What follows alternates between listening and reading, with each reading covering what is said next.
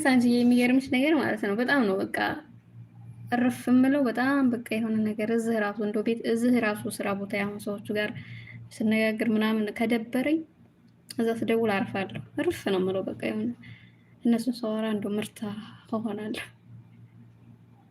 ስለ ጉዳዩ እኮ አላወራቸውም፣ ግን እንደው ድምጻቸውን ስሰማ አርፋለሁ። ለምን እንደሆነ ትገርሚያለሽ ጣዝሚ። ምን ነው ሎሎዬ? ምን ነው የሚገርምሽ? የኔ ውድ ምን አድርጌ ነው?